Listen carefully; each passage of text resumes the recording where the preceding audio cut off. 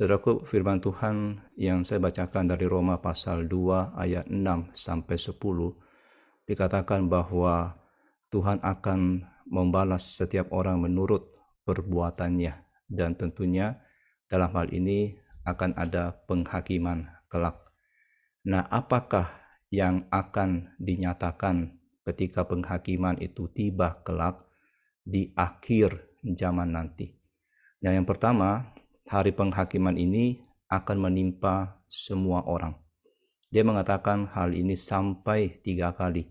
Dalam ayat yang ke-6 Roma pasal 2, dia berkata, ia akan membalas setiap orang menurut perbuatannya. Dan kemudian dalam pasal 2 ayat yang ke-9 juga dikatakan, penderitaan dan kesesakan akan menimpa setiap orang yang hidup, yang berbuat jahat. Pertama-tama orang Yahudi dan juga orang Yunani atau non-Yahudi. Kemudian Roma pasal 2 ayat 10 tadi dikatakan, tetapi kemuliaan, kehormatan dan damai sejahtera akan diperoleh semua orang yang berbuat baik, pertama-tama orang Yahudi dan juga orang Yunani. Nah, ini adalah poin yang ingin dia sampaikan, bahwa Tuhan akan membalas setiap orang menurut perbuatannya. Roma pasal yang kedua ayat yang ke-6. Itulah yang akan terjadi pada waktu penghakiman akhir nanti. Nah, saudaraku, apa maksudnya setiap orang? Artinya adalah penghakiman besar yang akan datang adalah penghakiman individu. Jadi penghakiman ini memang bersifat universal, semua orang akan dihakimi, tetapi ini merupakan penghakiman yang bersifat pribadi atau individual, karena Allah akan membalas setiap orang menurut perbuatannya. Dengan kata lain, saudara, ini bukan masalah bangsa-bangsa. Dunia tidak akan dihakimi dalam kelompok-kelompok nasional, dan kita juga tidak akan dihakimi sebagai keluarga. Ada banyak orang yang berpikir bahwa mereka akan masuk surga karena kebetulan mereka dilahirkan di negara tertentu. Nah, jawaban Paulus terhadap pandangan yang seperti ini adalah bahwa setiap orang akan dihakimi secara terpisah, secara individu dan secara berbeda. Ia akan membalas setiap orang menurut perbuatannya. Saudara, ada banyak sekali orang yang sampai hari ini masih berpikir bahwa mereka bisa masuk dalam surga karena mereka berasal dari keluarga yang tertentu.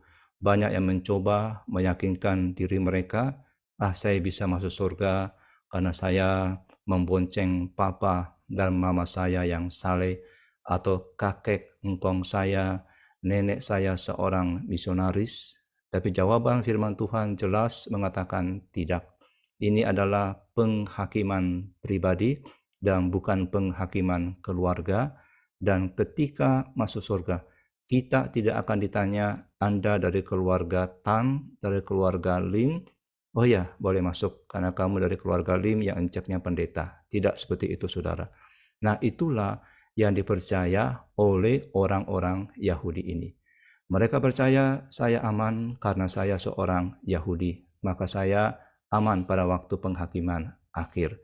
Tapi Allah dengan jelas mengatakan Dia akan menghakimi setiap orang secara individu. Dan ini juga dinyatakan dari Matius pasal 20 ayat 31 sampai dengan 33. Saudaraku, Paulus berusaha keras untuk mengatakan tidak ada perbedaan antara orang Yahudi dan bukan Yahudi. Dan ini merupakan penghakiman secara individu. Orang Yahudi tidak berada dalam posisi yang lebih istimewa, dan inilah tujuan utama dari argumen ini, karena orang-orang Yahudi mengira mereka berada dalam posisi yang istimewa. Dan ada banyak sekali orang Kristen saat ini yang berada dalam posisi yang sama seperti orang-orang Yahudi pada zaman Paulus. Mereka mengandalkan fakta, saya dilahirkan dari orang tua Kristen, dan saya dulu pernah ke gereja waktu kecil bersama-sama dengan orang tua saya Saya dulu sekolah di sekolah Kristen, tapi mereka tidak punya pengalaman pribadi, mereka tidak tahu apa yang mereka percaya, mereka belum dilahirkan baru, tidak ada perubahan hidup dalam hidup mereka, dan kepada orang-orang seperti ini, Paulus mengatakan penghakiman harus dimulai dari rumah Allah. Jadi penghakiman akan dimulai di antara mereka yang membuat pengakuan iman Kristen.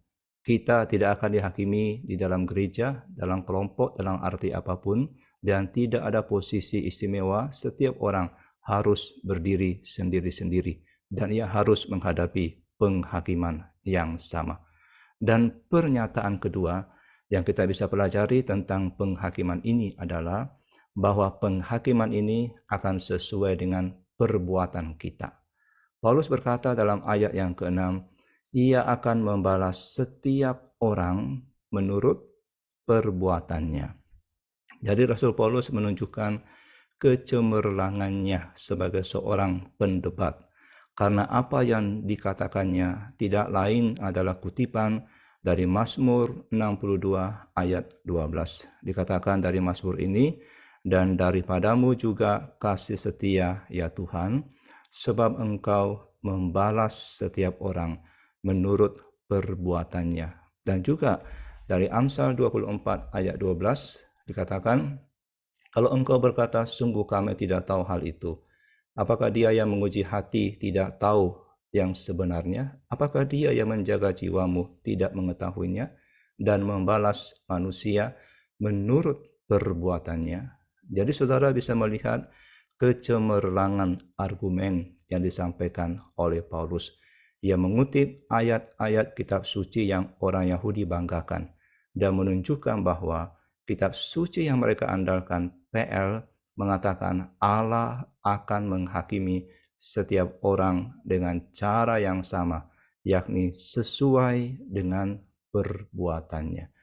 Saudaraku, setiap orang akan dihakimi sesuai dengan perbuatan-perbuatannya. Anugerah keselamatan yang kita terima harus menghasilkan perbuatan baik. Dan perbuatan baik itu akan dihakimi. Iman dan perbuatan tidak bisa dipisahkan. Iman tanpa perbuatan pada hakikatnya adalah mati. Dan sebagai anak-anak Tuhan, maka perbuatan baik apa? Kita mungkin bertanya, perbuatan baik apa yang harus ada di dalam hidup kita? Paulus mengatakan ini di dalam Roma pasal yang kedua ayatnya yang ke-7. Yakni tekun berbuat baik, mencari kemuliaan, kehormatan, dan ketidakbinasaan. Ini 3 hal yang diungkapkan. Perbuatan baik apa itu? Tekun berbuat baik, mencari kemuliaan, kehormatan, dan ketidakbinasaan. Jadi orang yang telah dilahirkan baru ada satu ketekunan untuk mencari kemuliaan. Apa maksudnya? Kemuliaan adalah sesuatu yang dimiliki oleh Allah. Semua atributnya dirangkum dalam kemuliaannya. Dan orang yang mencari kemuliaan adalah mereka yang rindu bersama-sama dengan Allah dan melihat kemuliaannya, menghabiskan kekekalan mereka di dalam kemuliaannya Allah. Roma pasal 5 ayat 1-2 berkata bahwa kita yang dibenarkan karena iman, kita hidup dalam damai sejahtera dengan Allah oleh karena Yesus Kristus Tuhan kita. Oleh Dia juga kita beroleh jalan masuk oleh iman kepada kasih karunia ini. Dan di dalam kasih karunia ini kita berdiri dan kita bermegah di dalam pengharapan akan menerima kemuliaan Allah. Nah, saudaraku, itulah ciri khas sikap orang yang benar. Dan ini yang dia nantikan, mengharapkan menerima kemuliaan Allah kelak di dalam kekekalan bersama-sama dengan Allah yang mulia. Dia memiliki pemahaman tentang Allah, tentang keberadaannya, serta sifatnya, dan hal yang paling utama dalam hidup orang yang mengenal Allah itu, ia ingin menjadi semakin serupa dengan Kristus, semakin mengenal Allah, dan menghabiskan kekekalan di hadirat Allah yang mulia. Ia sedang mencari kemuliaan ini. Dan Paulus mengatakan hal yang sama di kemudian hari. Dalam Roma pasal 8 ayat 30. Mereka yang ditentukannya dari semula, mereka itu juga dipanggilnya. Dan mereka yang dipanggilnya, mereka itu juga dibenarkannya. Dan mereka yang dibenarkannya, mereka itu juga yang dimuliakannya. Saudara melihat, keselamatan akhir kita adalah pemuliaan kita. Dan ketika Tuhan Yesus datang kembali, Ia akan mengubah tubuh kita yang hina ini menjadi serupa dengan tubuhnya, dan tubuh kita akan dibangkitkan dengan tubuh yang baru, tubuh yang mulia, demikian juga dengan roh kita, dan kita akan menghabiskan kekekalan bersama-sama dengan Allah. Itulah orang-orang yang mencari kemuliaan. Itu ciri daripada orang-orang yang telah diselamatkan. Dan hal selanjutnya yang dicari oleh orang benar adalah kehormatan yang diberikan oleh Allah. Kita ingat, saudaraku, Tuhan Yesus pernah berkata dalam Yohanes 5 ayat 44, "Bagaimanakah kamu dapat percaya, kamu yang menerima hormat seorang dari yang lain dan yang tidak mencari hormat yang datang dari Allah yang esa?" Jadi masalah sebenarnya dari manusia yang berdosa adalah bukan pada kecerdasan mereka, tetapi karena mereka mencari hormat dari manusia. Banyak orang ingin menjadi hebat di dunia ini dan ingin mendapatkan kehormatan dari manusia, tapi mereka tidak pernah ingin dan tidak pernah mencari kehormatan yang datangnya dari Allah. Jadi mereka lebih peduli dengan apa yang dipikirkan dunia tentang mereka, tapi mereka tidak mencari hormat yang datang dari Allah. Hormat yang datang dari Allah tidak penting bagi mereka. Orang yang mencari kehormatan dari Allah tidak akan peduli apakah dunia menghargai mereka atau tidak. Yang penting Tuhan itu menghargai apa yang mereka lakukan. Itulah orang-orang yang dikatakan dalam bagian ini yang tekun berbuat baik. Orang-orang yang sudah mengalami keselamatan dari Allah. Dan hal ketiga yang dicari oleh orang-orang yang punya hidup yang kekal ini adalah ketidakbinasaan. Saudaraku, tidak binasa berarti tidak adanya pembusukan dalam hal apapun. Ini berarti berada dalam kondisi di mana tidak ada yang berbahaya yang dapat terjadi lagi, tidak ada luka yang bisa terjadi lagi, tidak dapat rusak, tidak bisa cemar. Dan Petrus mengatakan ini dalam 1 Petrus pasal 1 ayat 3 sampai 4. Terpujilah Allah dan Bapa Tuhan kita Yesus Kristus, yang karena rahmat-Nya yang besar telah melahirkan kita kembali oleh kebangkitan Yesus Kristus dari antara orang mati kepada suatu hidup yang penuh pengharapan. Untuk apa? Untuk menerima suatu bagian yang tidak dapat binasa, yang tidak dapat cemar, dan yang tidak dapat layu, yang tersimpan di sorga bagi kamu.